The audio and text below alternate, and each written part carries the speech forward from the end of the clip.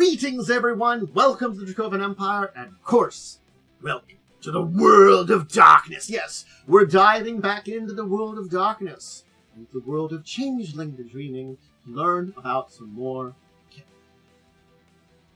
I'm your host, Dracovin, and take my hand.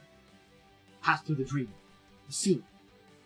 Let your mind wander to fantasy and fae, the changelings of old. Headed back into the dream. And of course, today is a very special day. We're learning about an aquatic Kith, the Merfolk, one of the Mer people. So who are the Merfolk? Well, if you're going to learn about them, Blood Dib Tides. There you go, there's the book you have to learn about. This is the big book that tells us all about Merfolk. It has the most information. This is technically a World of Darkness book, which means it's a general source book for the World of Darkness and includes stuff not just from Changeling. But there is an entire section on them here, and I would recommend checking that out for the basic information. Most of what I'm saying here comes from this book. Who are the Merfolk? This image is indeed censored. This is an image in the book that's not censored. I found this image online from the book, censored. Thanks. They're changelings. They're matriarchal, and they originate from the tales of Merfolk folklore. They do have a Thalion, another Mer people, which I will talk about in the future, but for today, we're focusing on the Merfolk. The mermaid, the mermen. They're ancient, unknowable, and they are still technically a problem to the Kith gang. They're arrogant, but they're also tempered by an alien nature. They never mate with dreamers. They mate exclusively among their own kind. And they claim that they are the sole legacy of Tuatha De Danann, the oldest fae on Earth. Dreamed long before humans even set foot on them. If asked how could this be, they're vague and ambiguous. If you look at a Merfolk, they're beautiful.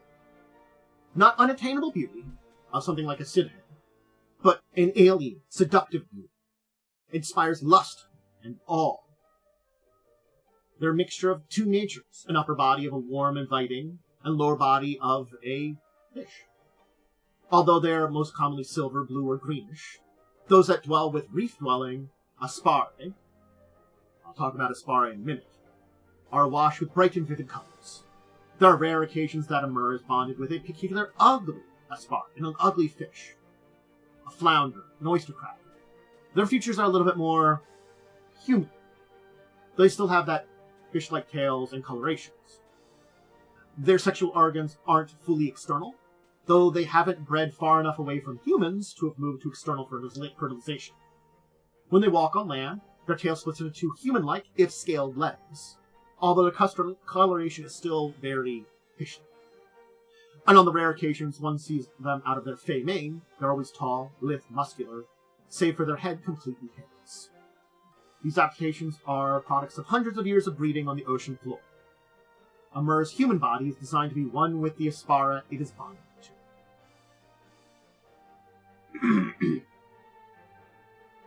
So, Aspara. Not clicking into there to talk about yet. We have to talk about their society. We'll talk about it. Oh, actually, sorry. So, more than any Kith game, they equate banality with death.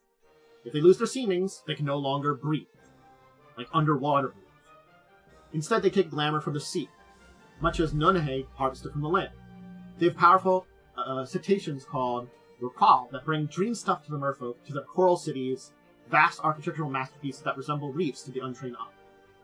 They revere a powerful entity called Vete, the creator of their legends, and according to them, the creator of all life. It's that gave them the Aspari, the fish spirits. All Merfolk or their Thalion, Moroka, it's spelled very differently, I'm just going to tell you. I keep having to have my brain do it right. It's Moroka. Have an Aspar, which is a sea creature they're particularly attuned to. Basically, this fish spirit that's attuned to attuned to them. It is in a form, and they then take that form. The vast majority of are the fish-tailed people of legend when it comes to mer. But there are seahorse, eel, shark, turtle, porpoise, and rare whale merfolk. They do take other forms beyond there. The aspara of them determines their house and even their social placement to some degree. The majority of shark merfolk are warriors. Porpoise mare are just predispositioned to become scholars. It's not really certain if the aspara that's grafted them influences their young Nyx personality, or if a Nereid already has disposition that attracts a predestined sort of aspara to the grottos. We'll explain that in their life cycle in a second. They don't ask questions much themselves. What will be, no port in arguing against the Chaos War.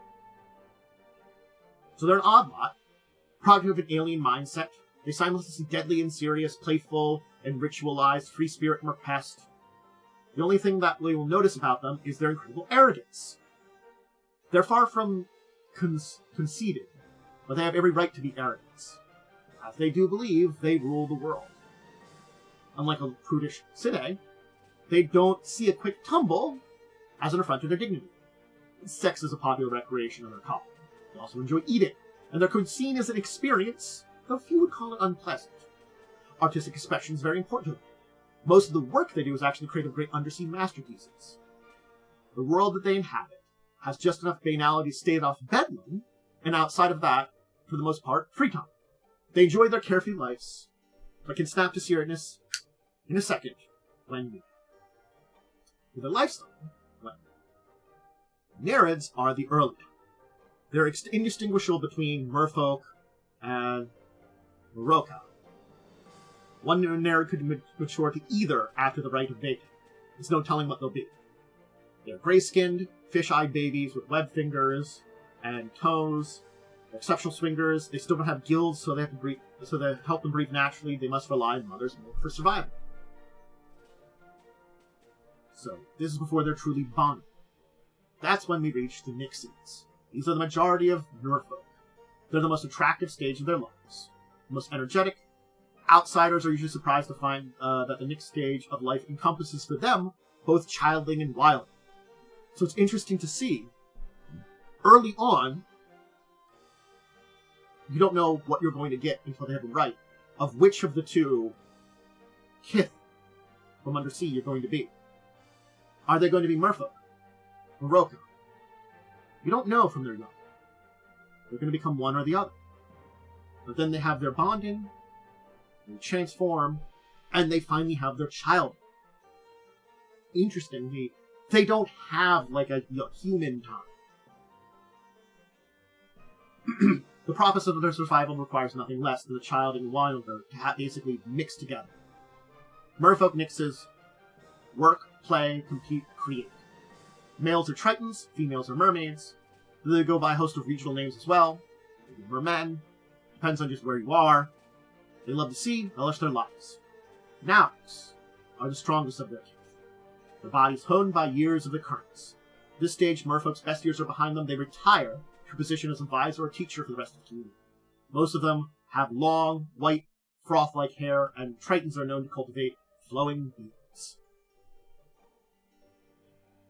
Now we talk their organization. Okay. It's common among changeling, and very similarly, they subscribe to the court system. They might be seelie or unseelie, just like any other merfolk. And basically, like other changeling, they have seelie and unseelie members.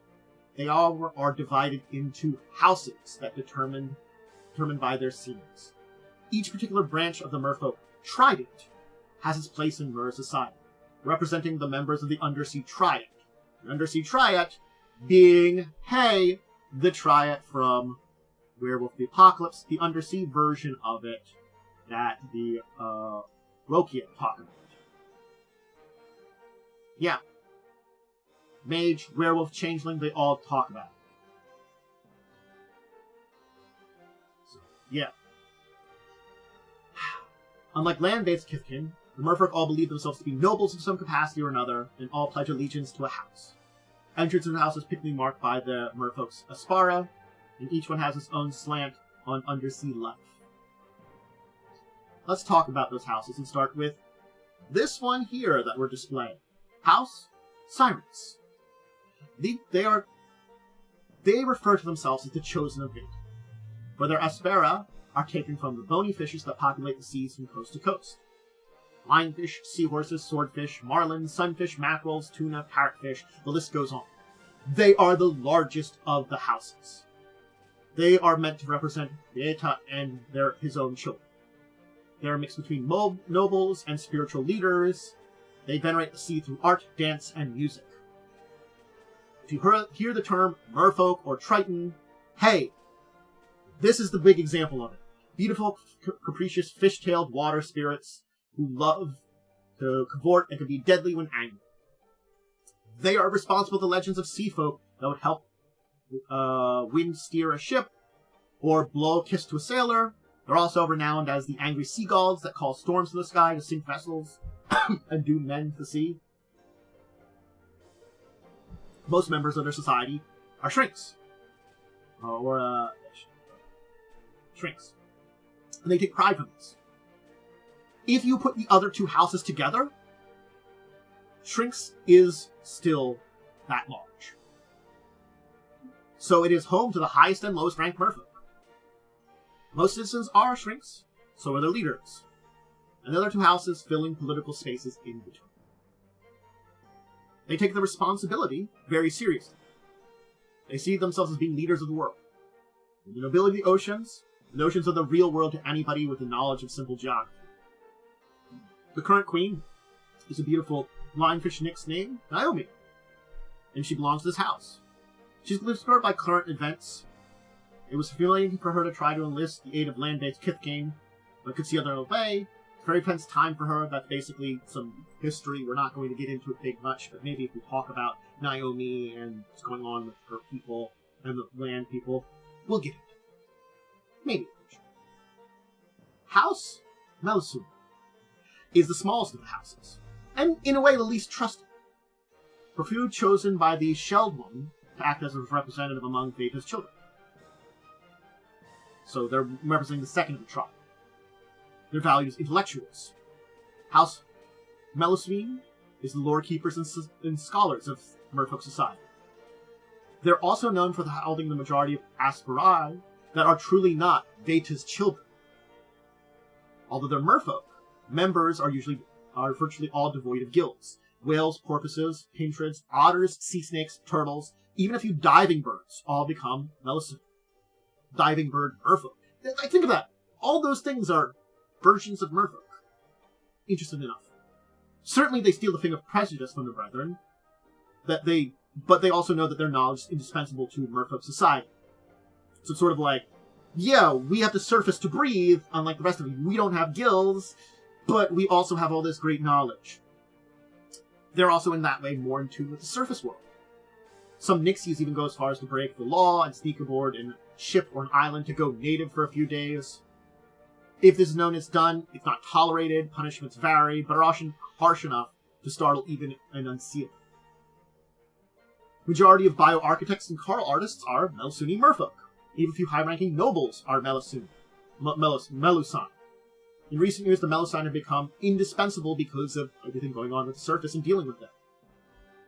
The sudden need for their skill has led other Merfolk, particularly Lorelei, talk about them in a minute, to question the motives of them, accusing them of even being in collaboration with surface dwellers.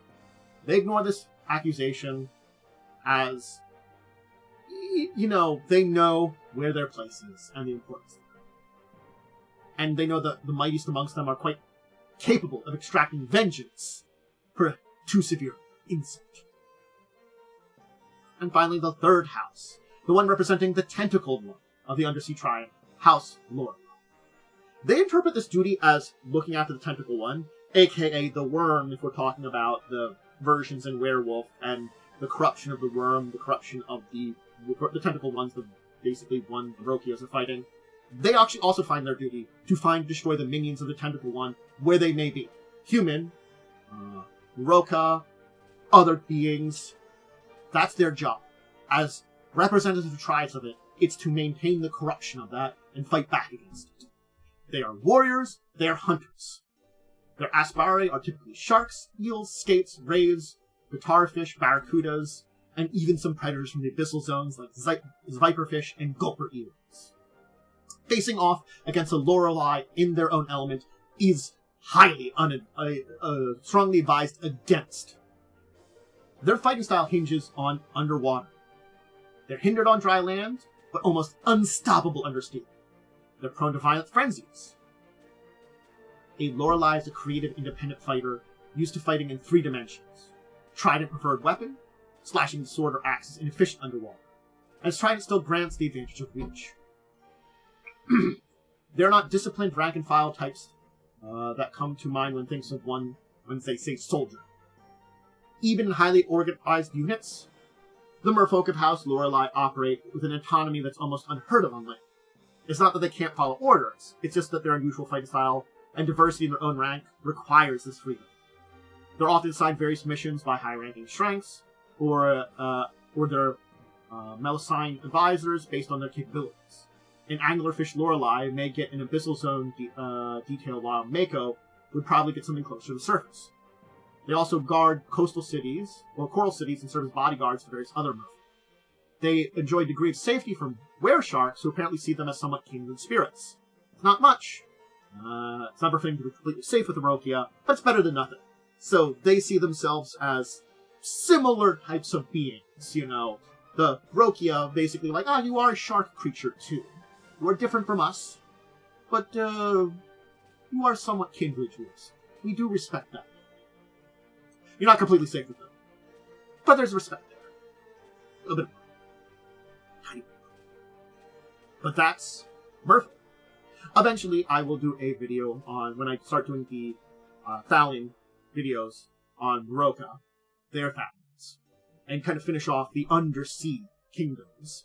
But it's a very interesting Kith, as they are to themselves in a lot of ways. But because they are so to themselves, not connected with dreamers, not connected with the real world, that's why they are a problem in a lot of ways to the Kith King. Because it's a weird disconnect from the rest of Kith society. And yes, they have their own way of doing things, and they've made it work. It doesn't mean you may not find some on the surface. Honestly speaking, I will say there are suggestions in the book, as Merfolk as player characters, why they would go to land. Both species face extinction, and so may have to send representatives to the surface. Maybe they're an outcast. Maybe you live somewhere and they're getting sent there for a reason. There's a lot of questions, but there is a page in the book, the Blood Dim Tides, as playing, which is a very interesting section. I would recommend that if you want to look at it. So it's not, you can't play one either. And that's a good thing about a lot of talking about the Kith King, the various Kiths. You can play all of them. Even the more difficult ones, you can play. You will have challenges, but you can still play. The Merfolk are no exception. They are alien, they are different, they have a different view of the world, and arrogance about them, and interesting about them. But it doesn't mean you couldn't have a good time playing. And, I hope this has inspired you to look into this maybe a little bit more. There's a few more details, but I've gone over most of the important basics here. I definitely recommend if you want to do Blood Thin Tides, definitely check that out. But yeah. Alright, we'll leave. I hope you enjoyed today. I hope you enjoyed learning about another Changeling, another Kith. I'll dive into more in the future, more World of Darkness in the future. If you always want to support the channel, the best way is giving the support on either Twitch or YouTube. That's following, subscribing, liking, ringing the bell, all that kind of stuff. You can do it at various sites. If you're on one, check out the other, etc., etc., etc. My question today is, first off, have you played Merfolk? And if you haven't, what would you think about playing Merfolk? What would be your plan for it as a thing that's very alien and different in a world separate? They are from a different world. And there could be good reasons with the way things are changing for them to head to the surface. I'm curious your thoughts on this. What kind of mission might you be sent on? Are you in exile? There's a lot of questions like that that maybe draw you to the surface. Very interesting. Anyway, if you want to check out my schedule, there it's usually up on Discord and Twitter and on my YouTube channel that tells you uploads and Twitch streams and all that stuff when you want to join me. The things I will shout out are my live play, Crimson Queen, Wednesdays at 8. We play some TTRPG, we're playing Pathfinder 1st Edition, and Saturdays at 6 we're discussing tabletop. We talk news of the week and deeper discussions. Okay, everybody, check out my social medias. Until the next time, though, I hope you enjoyed learning about Changing. We'll talk about more in the future, more World of Darkness. But until that next time, I bid you all a deep and wonderful farewell.